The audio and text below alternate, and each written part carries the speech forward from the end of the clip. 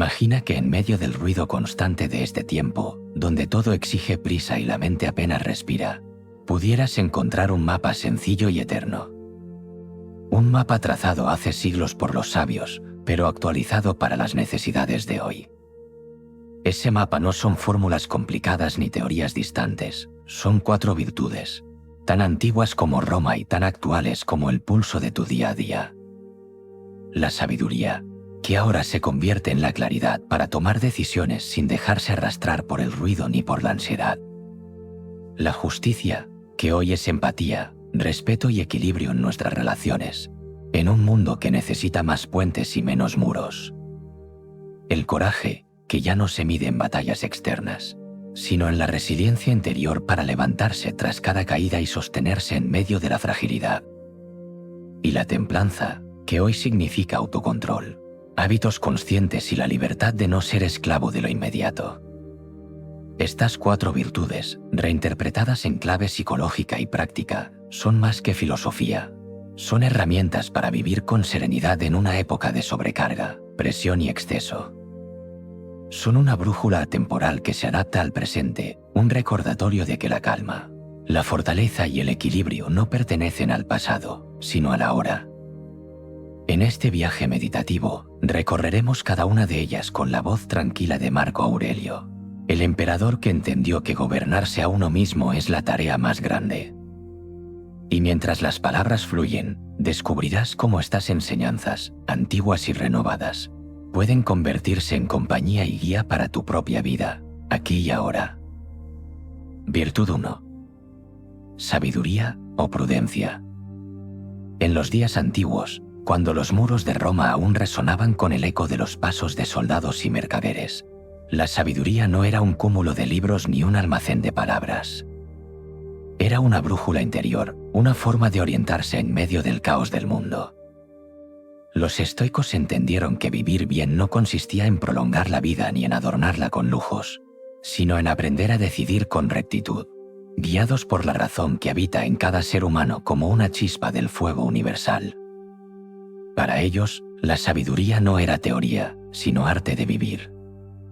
Era la capacidad de distinguir entre lo que está en nuestras manos y lo que fluye fuera de nuestro control. Así, quien poseía sabiduría no se agitaba como una rama en la tormenta, sino que permanecía como el tronco firme que sostiene.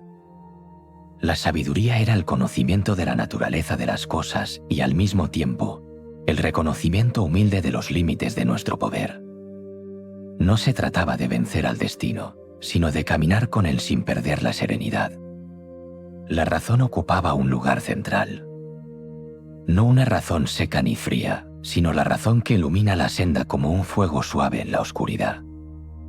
Para Marco Aurelio, esa facultad era el don más alto del ser humano. Gracias a ella, el hombre podía comprender el orden secreto de la vida y decidir de acuerdo con él. Decidir con razón significaba no dejarse arrastrar por la cólera ni por la vanidad, sino sopesar cada acción con la medida del bien.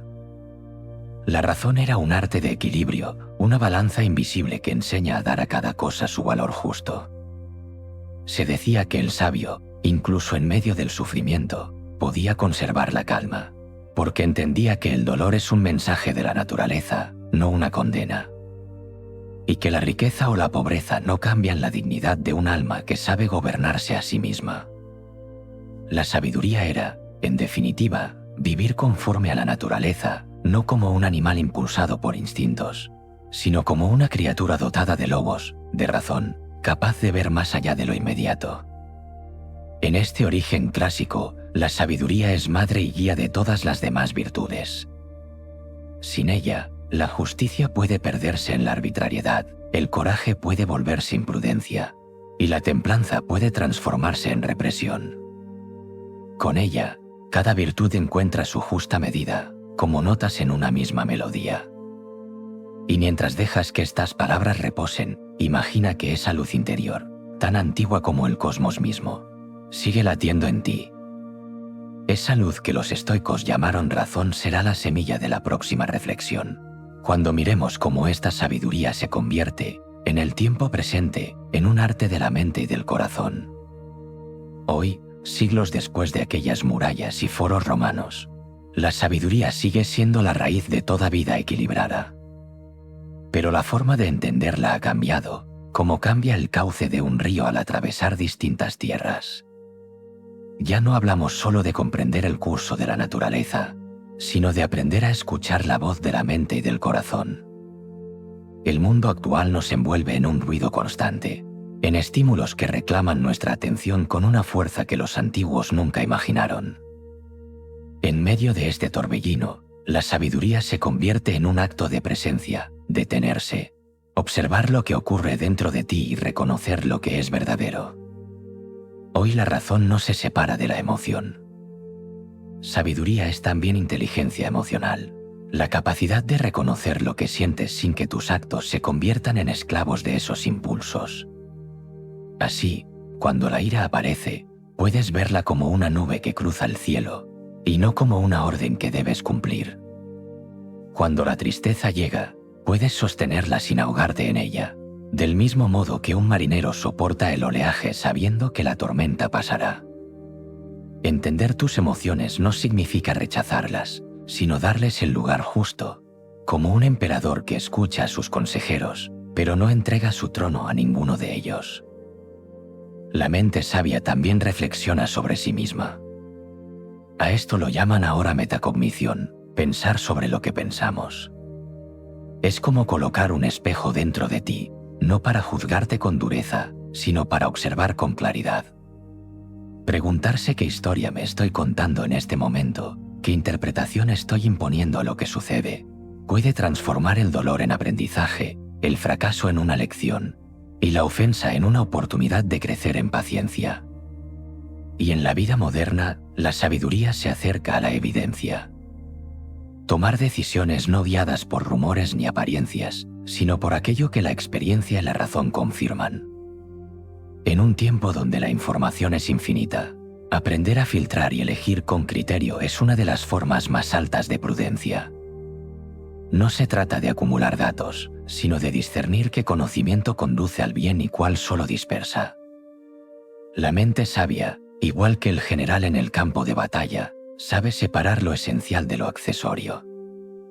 Así, la sabiduría hoy es un diálogo constante entre la razón y la emoción, entre lo que sientes y lo que eliges hacer, entre la avalancha de información y la serenidad de la evidencia. Es caminar como un río, flexible en la superficie, pero firme en su dirección. Y mientras dejas que estas imágenes se asienten, piensa en cómo la claridad interior se pone a prueba en cada instante del presente. Esa tensión entre lo que sabemos y lo que sentimos es el puente hacia la siguiente reflexión, donde aparecerán los obstáculos que, en nuestra época, nos apartan del camino de la sabiduría.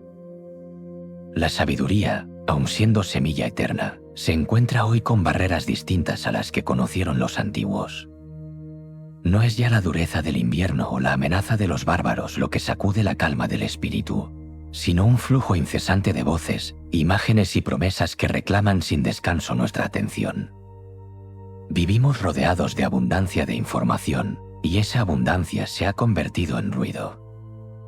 La mente, expuesta a miles de mensajes cada día, se dispersa como una hoja arrastrada por el viento.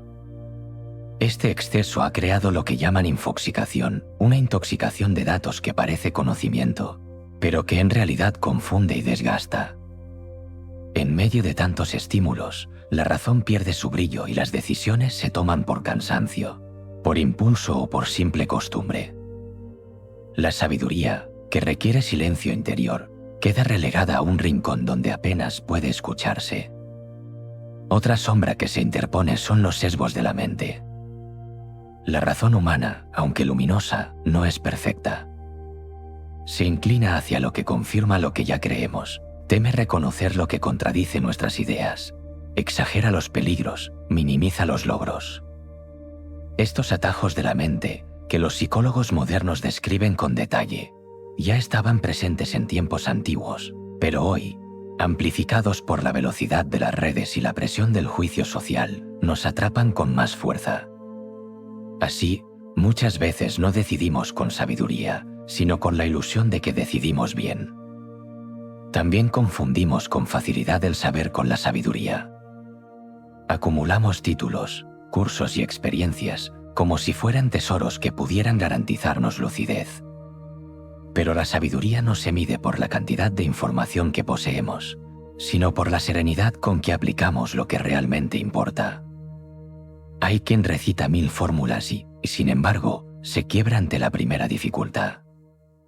Y hay quien en silencio, sin adornos, vive con una calma que muestra un conocimiento más profundo que cualquier discurso. El mundo moderno añade además la prisa. Vivimos en un ritmo donde decidir rápido parece más valioso que decidir bien. La urgencia se disfraza de eficacia y lo inmediato se confunde con lo importante. La sabiduría, que requiere pausa, reflexión y mirada amplia, se ve sofocada por un calendario que no perdona. Y así, cuando dejamos que la prisa gobierne, las decisiones nacen del miedo a quedarnos atrás, no de la claridad de la razón. Estos son los muros invisibles que hoy rodean la virtud de la sabiduría, el ruido constante, los sesgos ocultos, la confusión entre datos y verdad, y la prisa que devora la calma. Reconocerlos es el primer paso para no quedar atrapados en ellos. Y mientras esta conciencia se extiende, como la bruma que revela el contorno de la montaña al amanecer, podemos preparar el espíritu para lo que sigue.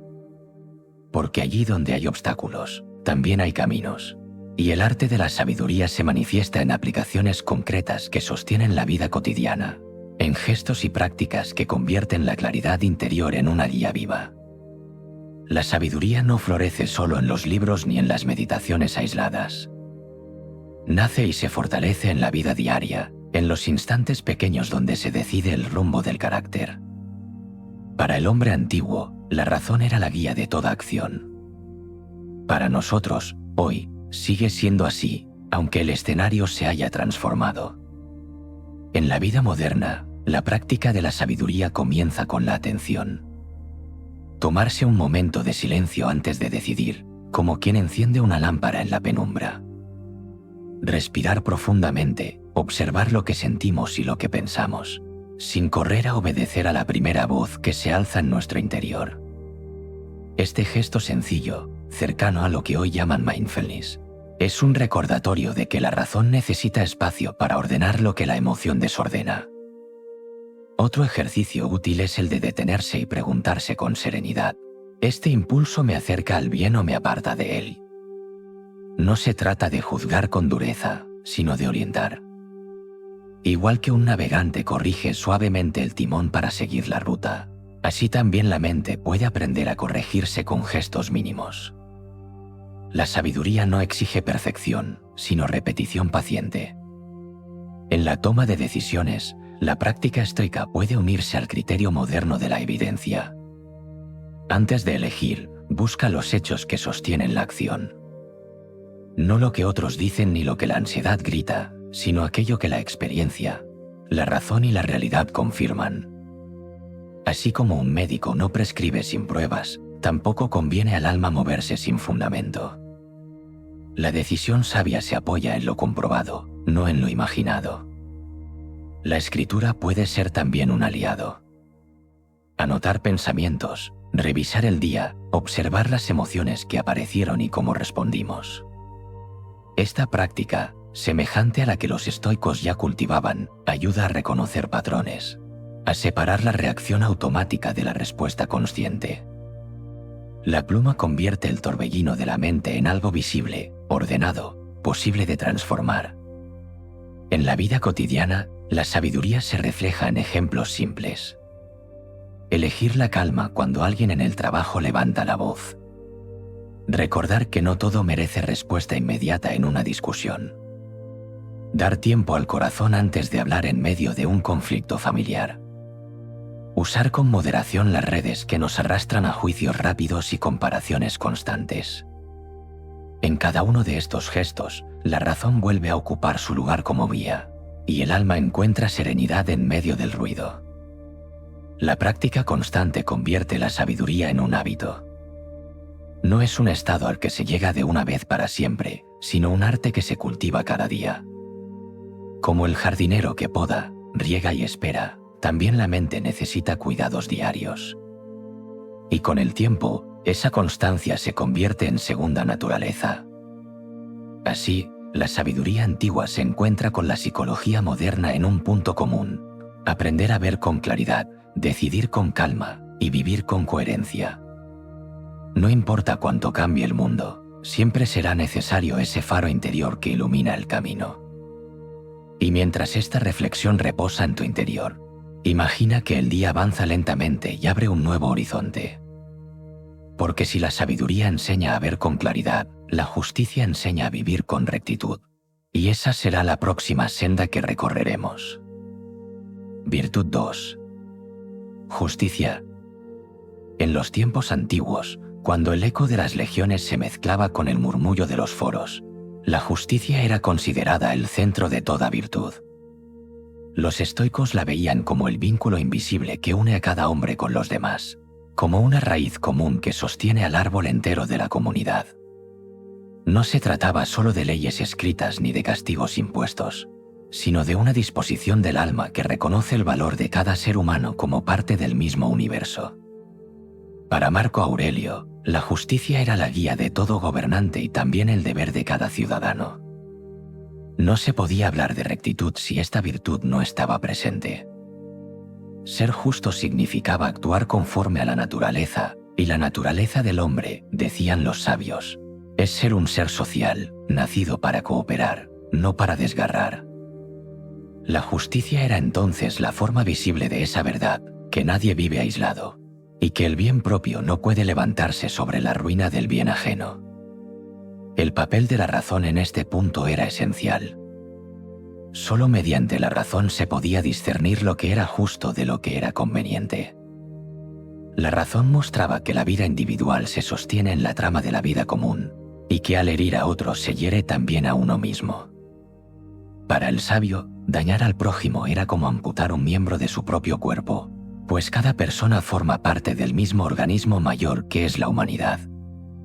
En la Roma de Marco Aurelio, esta visión se traducía en actos cotidianos: tratar con respeto al esclavo, gobernar con equidad, cumplir la palabra dada, escuchar con paciencia a quien pedía justicia en el tribunal o en la plaza.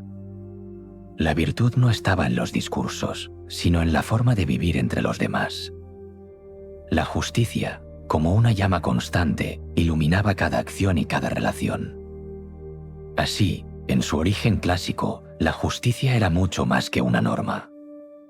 Era el reconocimiento de que lo bueno para mí no puede ser malo para ti, y que toda acción humana, por pequeña que parezca, tiene un eco en la vida de los demás.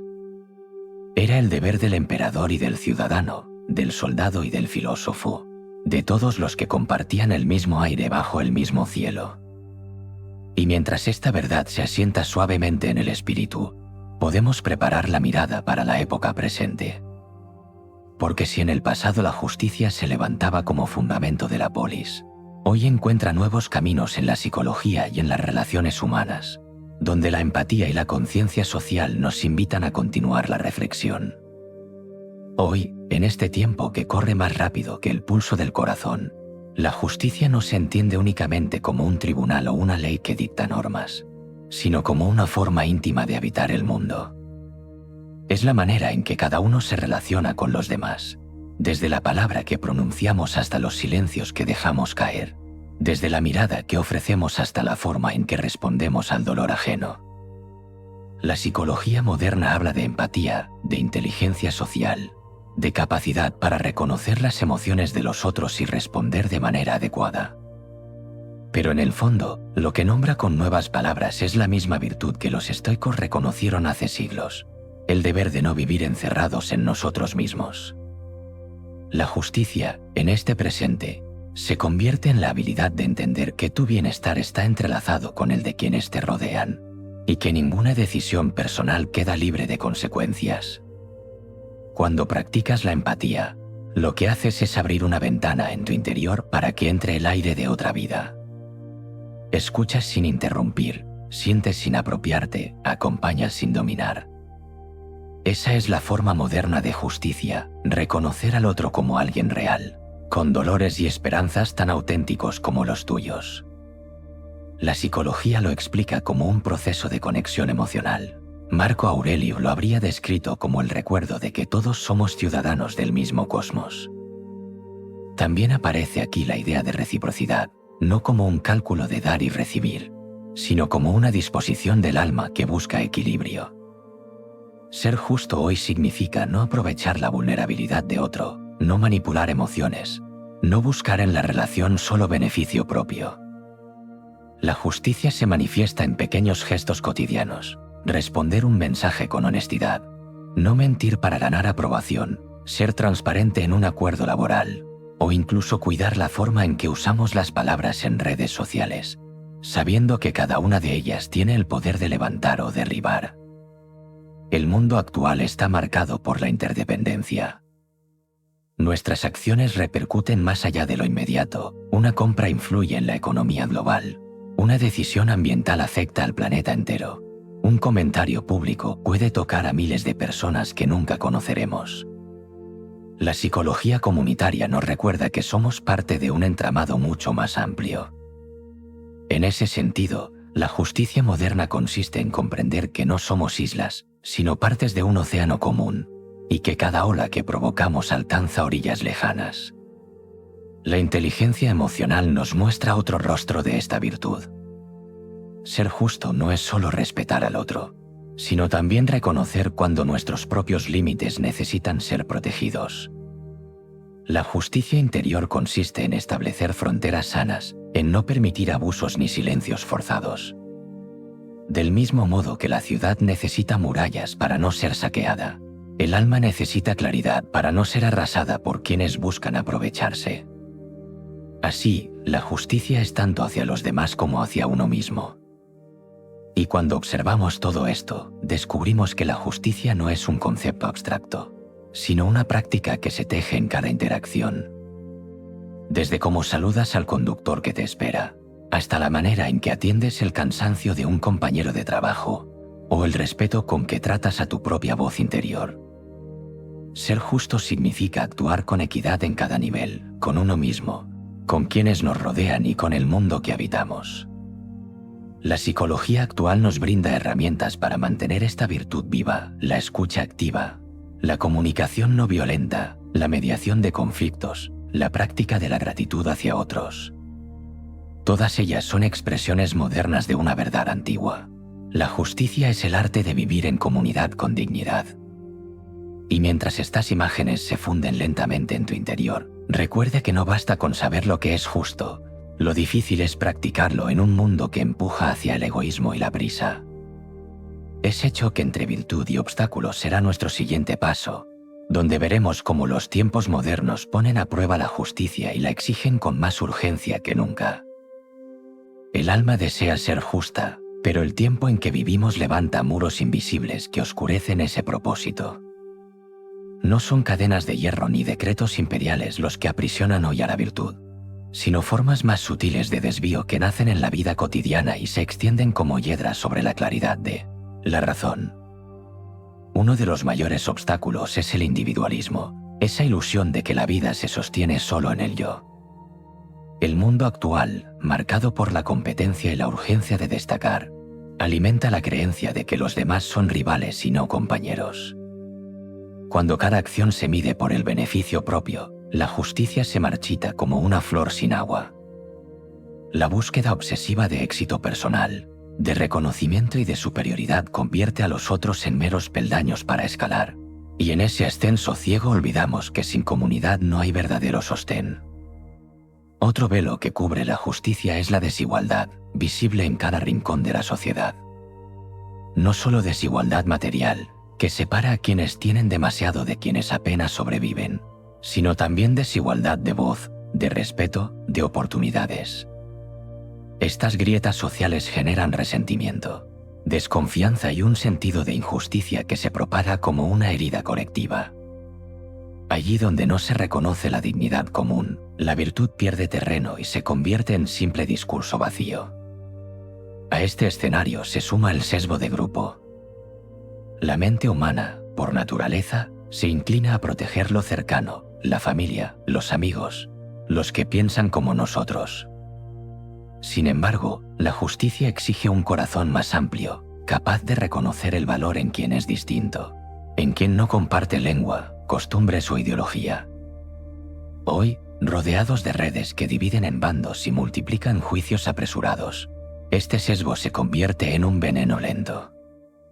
Así, defendemos a los nuestros incluso cuando hieren, y condenamos a los otros incluso cuando obran con bondad.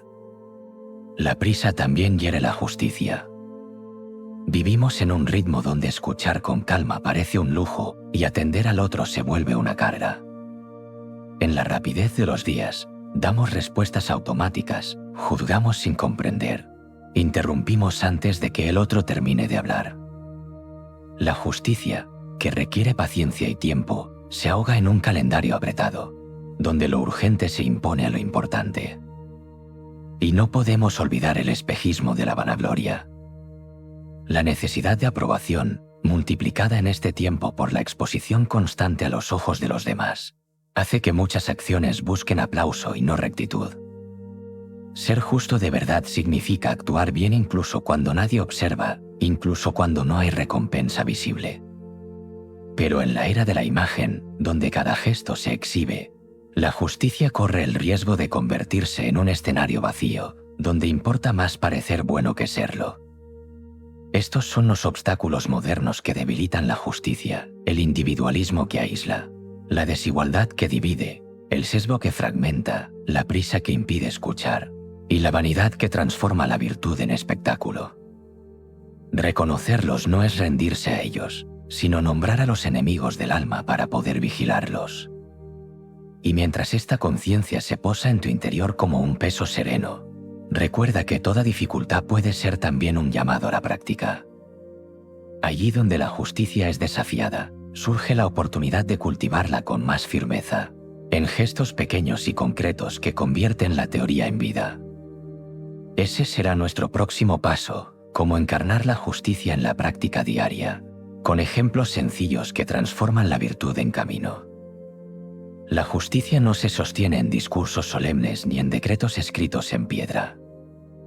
Se revela en los gestos pequeños, en las elecciones que parecen insignificantes pero que, sumadas, dan forma al carácter y a la vida de una comunidad.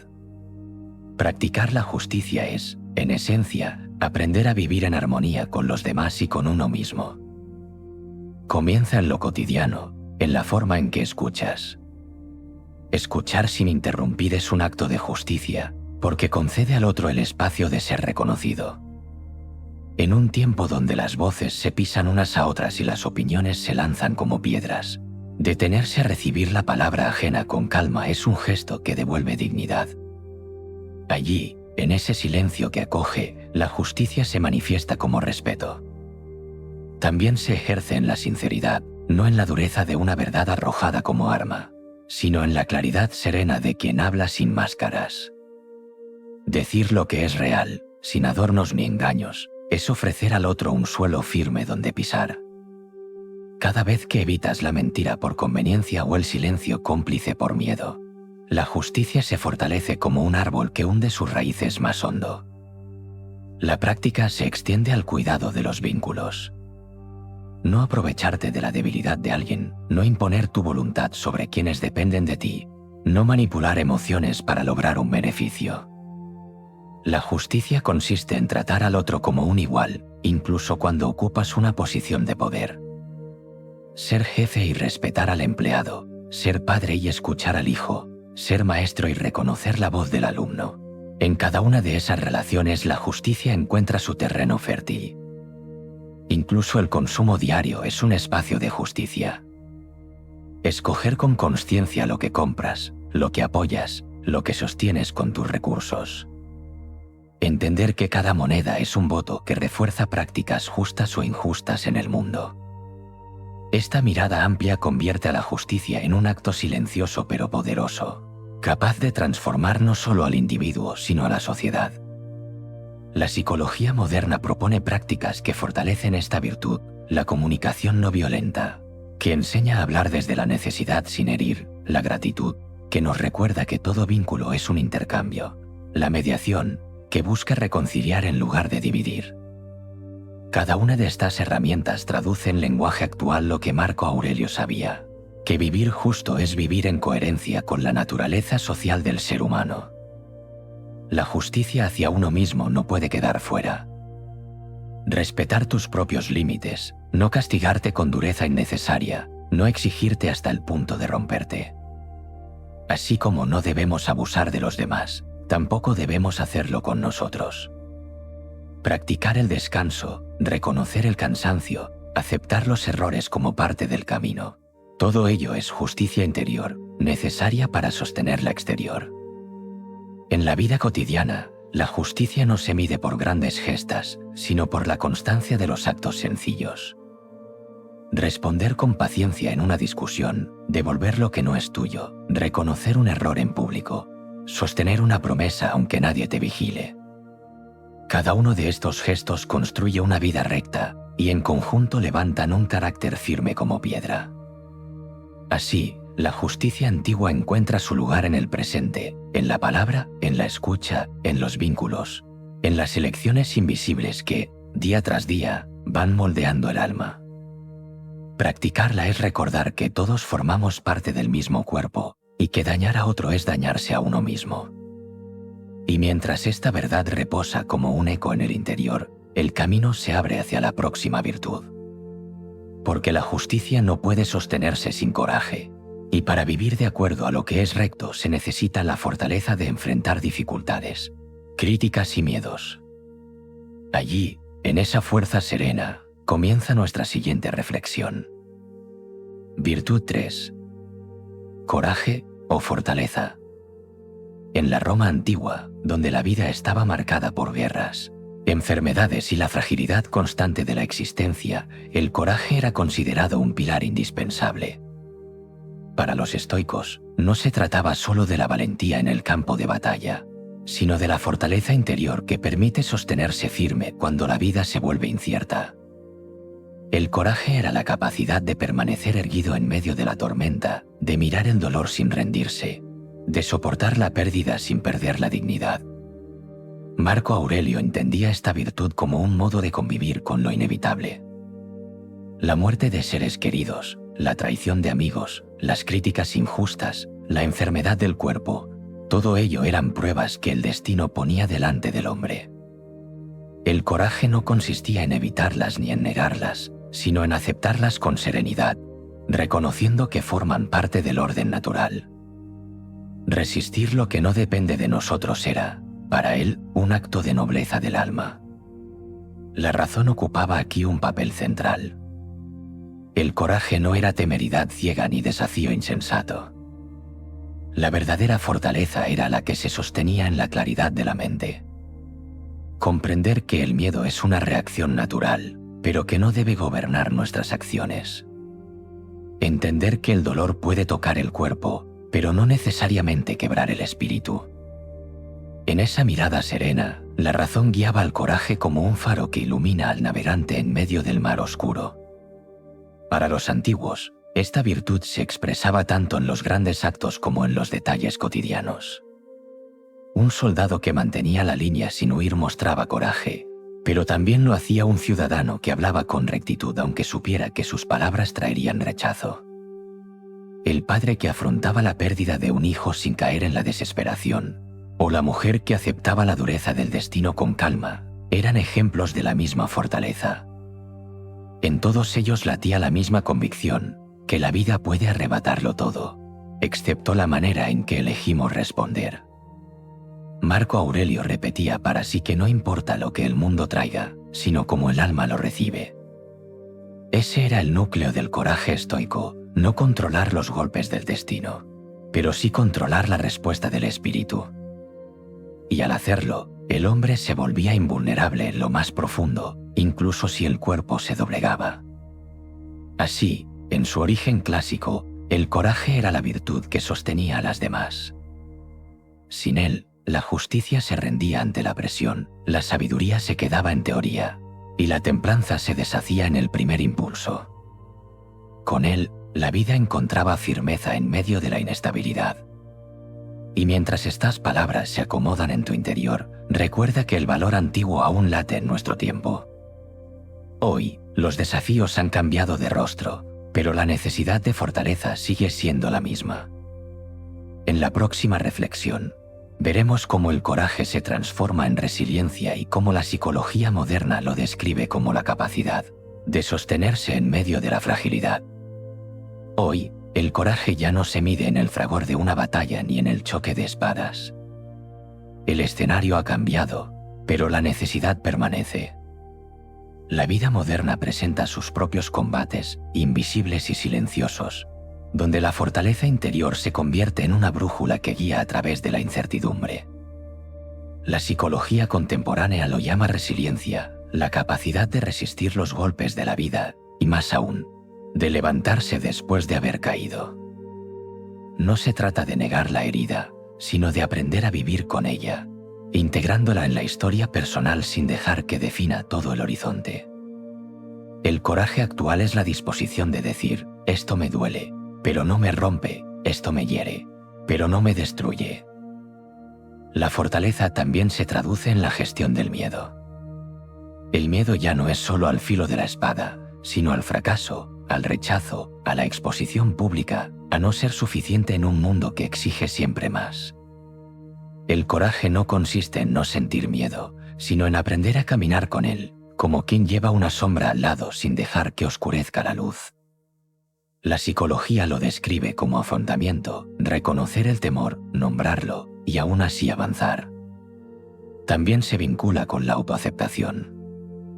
La fortaleza moderna incluye la valentía de mirarse al espejo interior sin disfraz ni máscara, reconocer errores, fragilidades, emociones que no siempre nos gustan. Requiere valor admitir la tristeza, aceptar la ansiedad, reconocer la propia vulnerabilidad. El alma se fortalece no solo resistiendo golpes externos, sino también aceptando lo que late dentro, sin huida ni negación. El coraje es, en parte, la ternura de abrazarse a uno mismo en la debilidad. El mundo actual añade otro desafío, la presión constante. Estrés laboral, exigencias sociales, una cultura que premia la velocidad y castiga la pausa. Aquí la fortaleza se convierte en la capacidad de decir basta, de reconocer que el descanso también es un acto de valentía. No dejarse arrastrar por la corriente de la productividad sin medida es, en sí mismo, un gesto de coraje. Resistir la tentación de compararse en cada momento con los demás, de medir la propia vida con los números de otros, es hoy una batalla diaria que exige firmeza silenciosa. Así, el coraje contemporáneo no es solo resistencia ante grandes catástrofes, sino la constancia en los pequeños actos, levantarse después de un día difícil, pedir ayuda cuando el peso es demasiado, expresar una verdad incómoda con calma, o mantenerse fiel a los propios valores en un entorno que invita a claudicar. La psicología moderna lo reconoce como salud emocional, pero en esencia sigue siendo la misma virtud que los estoicos veneraban, la fuerza interior que da forma a la vida recta. En este tiempo, el coraje se vuelve también un gesto comunitario. Apoyar a otros en su fragilidad, acompañar sin juzgar, sostener una mano temblorosa con paciencia. Porque la fortaleza no es solo un asunto individual. Cuando alguien encuentra en ti un refugio sereno, tu coraje se multiplica y se convierte en esperanza compartida. Y mientras estas imágenes reposan en tu interior, como brasas encendidas que iluminan en la penumbra, recuerda que cada virtud enfrenta enemigos que la ponen a prueba. El coraje de hoy no se enfrenta a lanzas, sino a sombras más sutiles, el miedo a fracasar, el agotamiento constante, la sed de confort que adormece el espíritu. En la próxima reflexión, veremos cómo estos obstáculos modernos intentan desviar la fortaleza y cómo reconocerlos nos ayuda a mantenernos firmes. El coraje siempre ha requerido esfuerzo, pero en la vida actual encuentra enemigos distintos a los de mi tiempo. Ya no son las lanzas que atraviesan la carne ni los inviernos que hielan los huesos, sino formas invisibles de fragilidad que se extienden en la mente y en el corazón. Obstáculos silenciosos que, sin alzar la voz, debilitan la firmeza del alma. El primero de ellos es el miedo al fracaso. En un mundo que exige resultados constantes, donde cada logro se exhibe y cada error se amplifica, el temor a no estar a la altura se convierte en una prisión invisible. Muchos desisten antes de empezar, no porque el camino sea imposible, sino porque temen la mirada de los demás al tropezar. El coraje exige recordar que fracasar no significa caer en la ruina, sino aprender con el polvo en la frente y levantarse con más claridad. Otro enemigo es la exposición social. La vida moderna coloca a cada persona bajo un escenario permanente, donde todo puede ser observado, comentado y juzgado. El miedo a la crítica, a la desaprobación, a no encajar en la medida de los demás, paraliza a muchos. Pero la fortaleza no consiste en complacer al público, sino en sostenerse fiel a uno mismo, incluso cuando el eco de las voces ajenas resuena como un tribunal implacable. El estrés crónico es otro obstáculo que corroe en silencio. La presión de calendarios llenos, de tareas interminables, de metas siempre renovadas, desgasta la energía interior y deja al alma exhausta. Cuando el cuerpo se quiebra bajo la tensión, la mente pierde claridad y el coraje se vuelve difícil de sostener. Resistir en estas condiciones no significa ignorar el cansancio, sino reconocerlo y aprender a renovarse, como el soldado que descansa para volver al combate con fuerzas intactas. También está la cultura del confort. Nunca antes el ser humano tuvo tanto acceso a facilidades, a placeres inmediatos, a caminos que evitan la incomodidad. Pero la comodidad prolongada adormece la virtud.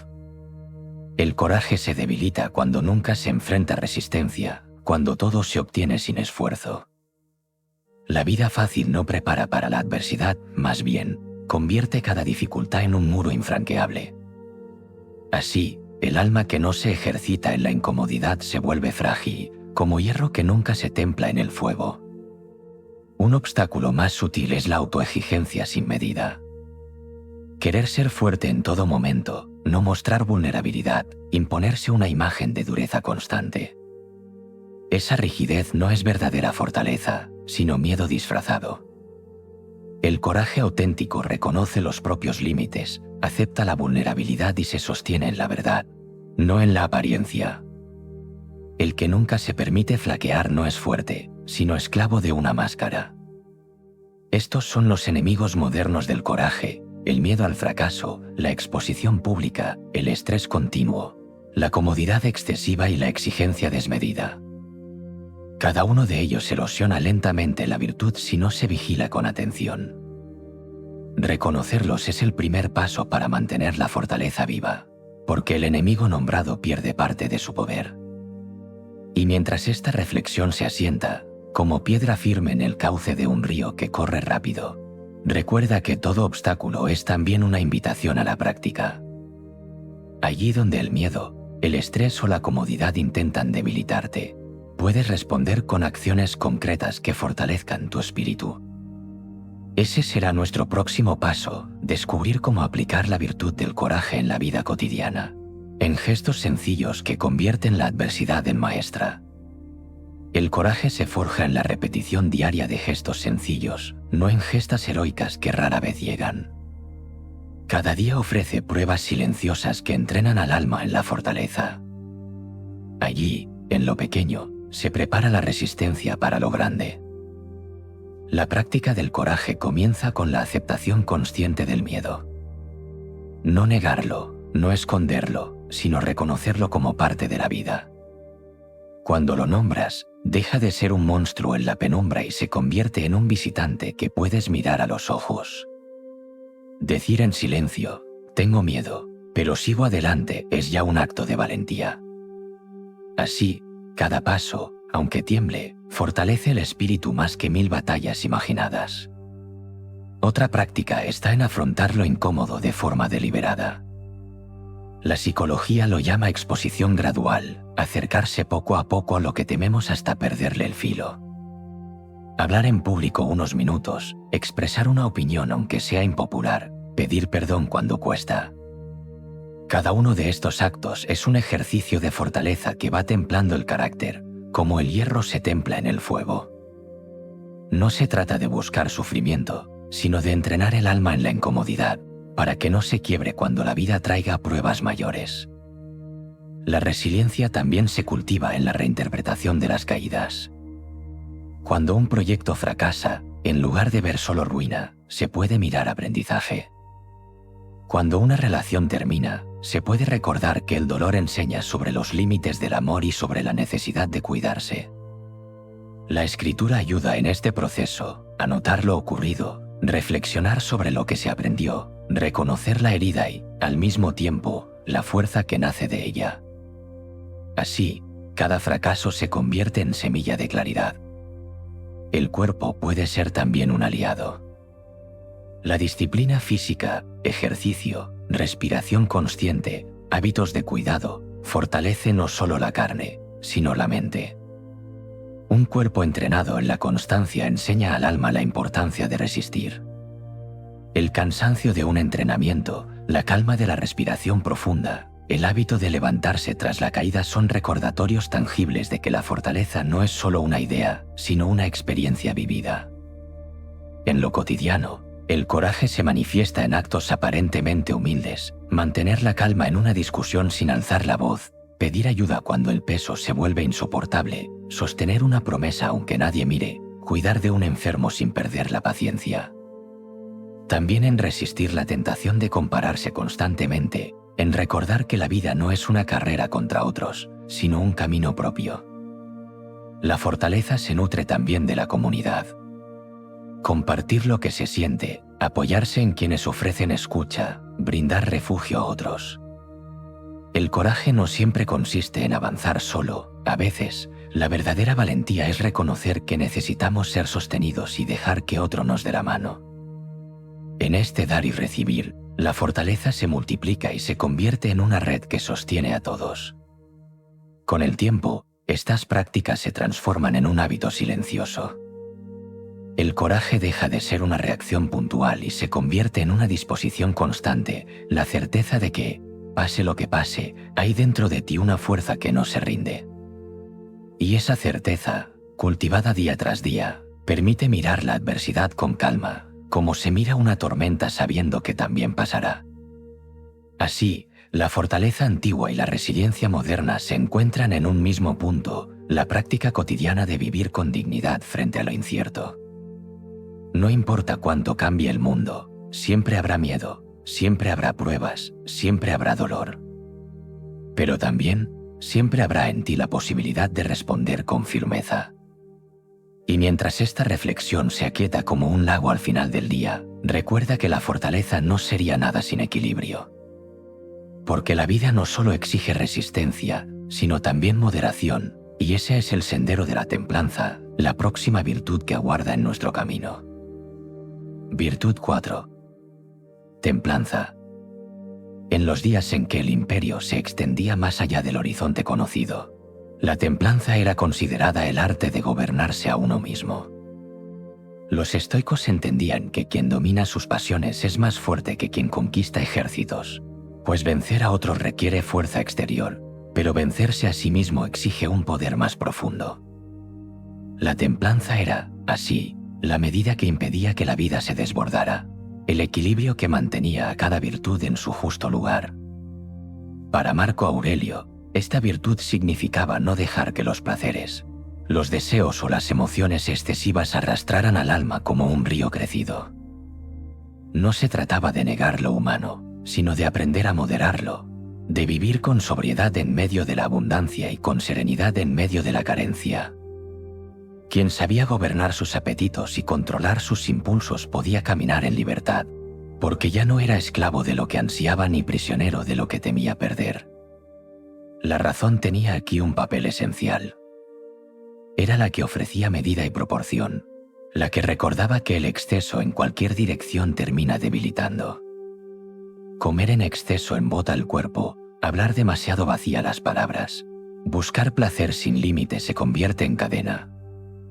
La templanza enseñaba a disfrutar lo necesario y a soltar lo superfluo, a usar lo que la vida ofrece sin apegarse a ello como si fuera eterno. Los antiguos veían ejemplos de esta virtud en lo más cotidiano. El soldado que mantenía la disciplina en el campamento, sin dejarse arrastrar por la indolencia. El magistrado que ejercía su poder sin abusar de él. El filósofo que elegía una vida sencilla aunque tuviera acceso a lujos. Todos ellos practicaban la templanza al recordar que nada externo merece más poder que el que uno mismo decide otorgarle. Marco Aurelio encontraba en esta virtud un descanso. Rodeado de riquezas imperiales y tentado por honores y banquetes, repetía para sí que el alma solo necesita poco y que lo superfluo puede convertirse en peso.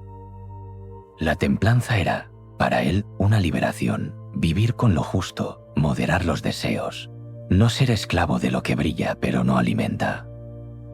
Así, en su origen clásico, la templanza no era una renuncia amarga, sino un arte de equilibrio. Como un músico que afina las cuerdas para que ninguna suene más alto que otra, así también el sabio buscaba que el placer, el deseo, la palabra y la acción se mantuvieran en armonía. Esa armonía, más que la abundancia, era el verdadero camino hacia la serenidad.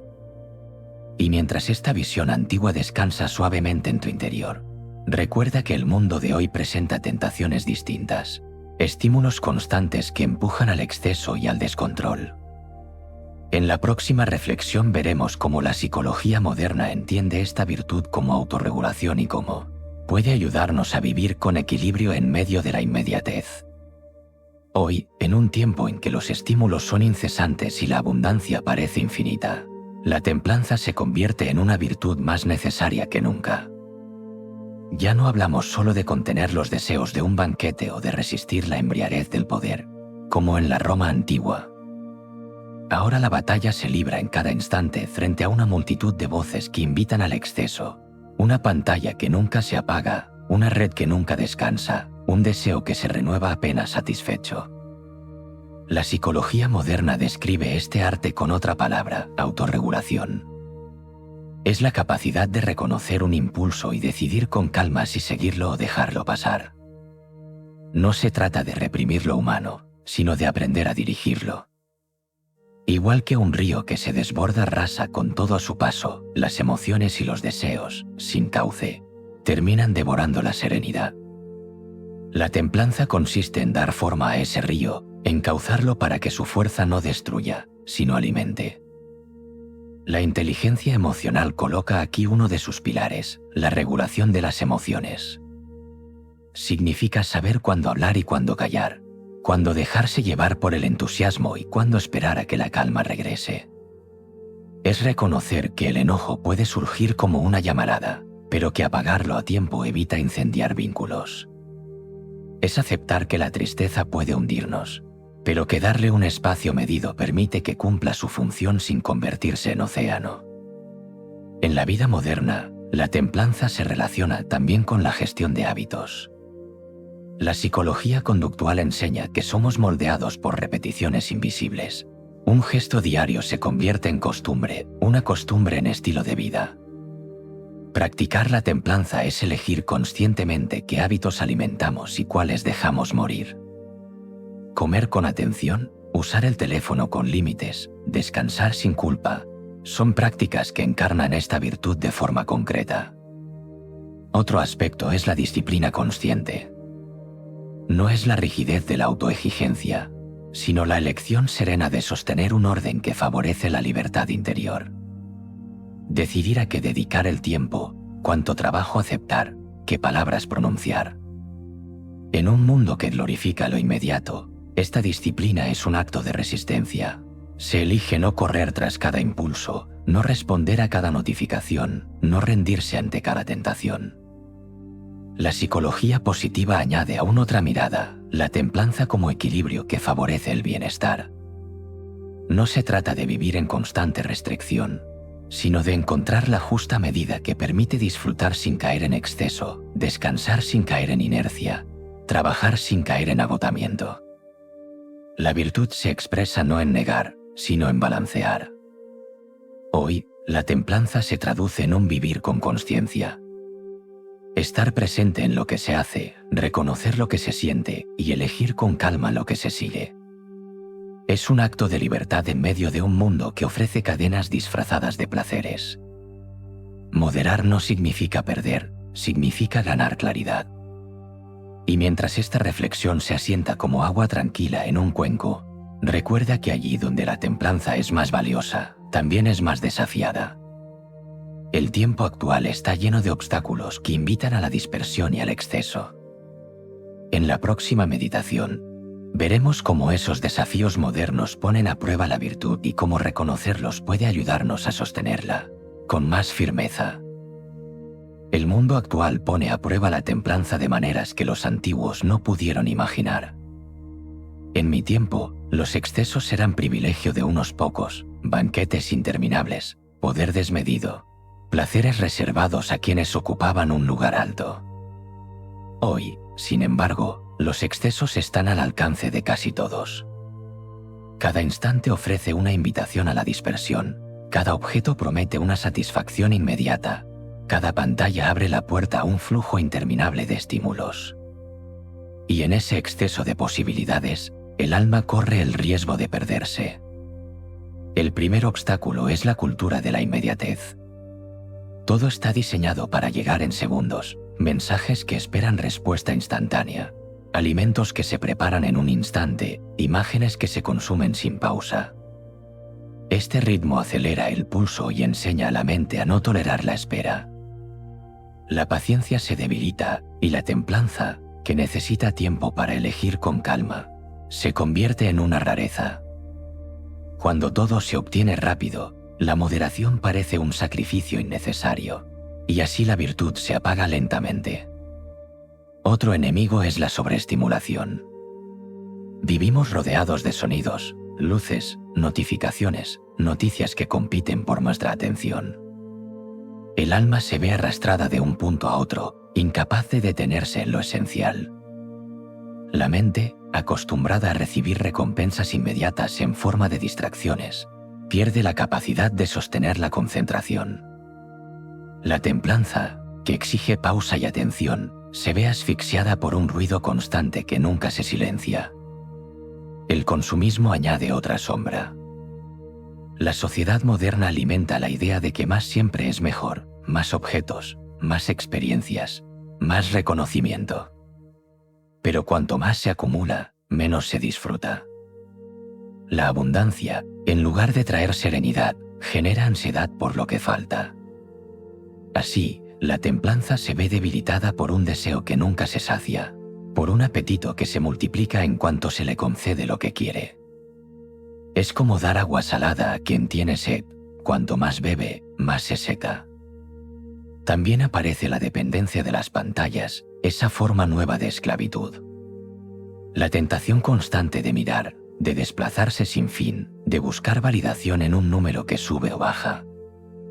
Aquí, la templanza se convierte en un arte difícil, porque no es solo cuestión de voluntad, sino de sistemas diseñados para capturar la atención. Resistir a este llamado requiere más que fuerza, requiere consciencia y estrategia. El último obstáculo es la falta de educación emocional. En un mundo que enseña a producir y a consumir, pero pocas veces a sentir, la gente crece sin herramientas para reconocer y regular sus impulsos. Así, las emociones se convierten en torrentes desbordados que arrastran decisiones y destruyen vínculos. La templanza, sin este aprendizaje, se percibe como una represión forzada, no como un equilibrio natural. Estos son los enemigos modernos de la moderación, la prisa que no sabe esperar, el ruido que no deja escuchar, el consumismo que nunca se sacia, la dependencia de pantallas que roban el tiempo, y la falta de educación emocional que deja a la mente sin brújula. Todos ellos erosionan la capacidad de vivir con equilibrio.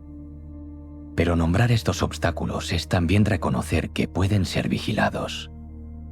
Porque allí donde la tentación es más fuerte, allí también la práctica de la virtud encuentra su lugar.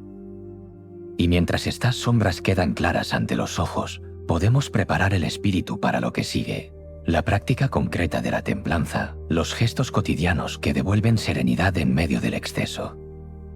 La templanza no se cultiva en teorías ni en grandes gestos visibles, sino en la vida diaria, en los momentos donde el deseo y la calma se encuentran frente a frente. Allí, en los instantes pequeños, se revela la verdadera fortaleza del alma. Practicar la moderación es, en esencia, aprender a gobernarse en medio del exceso. Un primer ejercicio es cultivar la pausa. antes de responder a un mensaje, antes de alzar la voz en una discusión, antes de ceder a la tentación de un impulso, detenerse unos segundos. Ese respiro breve, que parece tan pequeño, es un espacio de libertad. En él, el deseo deja de ser tirano y se convierte en opción. Con el tiempo, la pausa se convierte en un hábito, y el alma aprende a decidir con serenidad en lugar de reaccionar con prisa. Otro camino es el del hábito consciente. La psicología moderna enseña que lo que repetimos se convierte en parte de nosotros. Por eso, practicar la templanza significa elegir con cuidado los gestos que se repiten cada día. Comer con atención, dejando que cada bocado sea suficiente. Dormir con un ritmo que respete al cuerpo. Usar las redes sociales con límites para que no consuman más tiempo del necesario. Cada hábito sencillo es un ladrillo en la construcción de un alma equilibrada.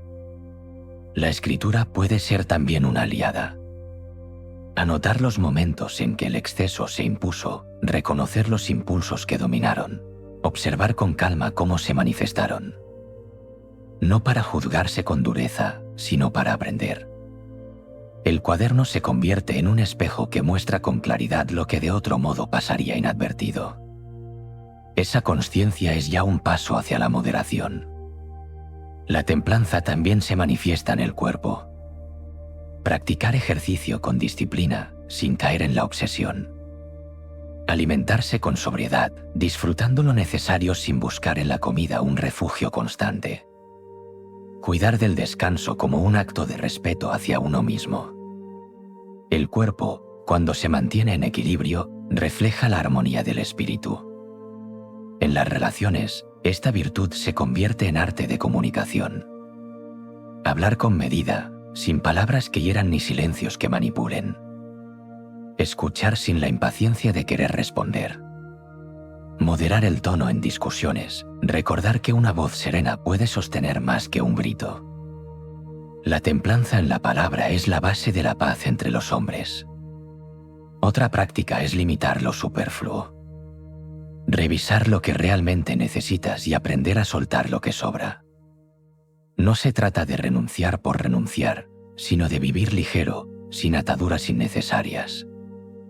Así, el alma respira mejor cuando no está cargada de objetos, compromisos y deseos que solo llenan sin nutrir. La psicología actual habla de mindfulness, de atención plena. En esencia, no es diferente a lo que los antiguos practicaban al caminar con conciencia de cada paso.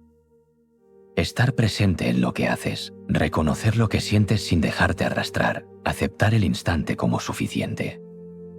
La templanza, en este sentido, es un acto de gratitud, agradecer lo que hay, sin desear que siempre sea más.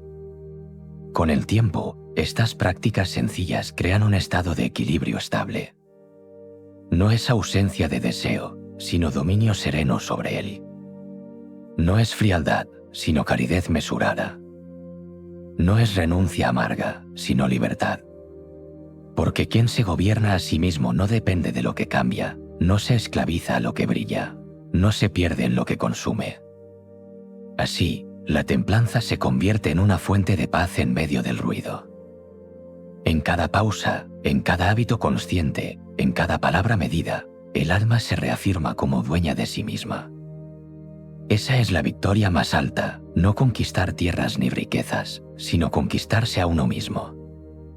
Y mientras esta última reflexión se posa en el espíritu como el silencio de la noche al final de un día largo, recuerda que las 4 virtudes no están separadas, sino unidas como los hilos de un mismo tejido.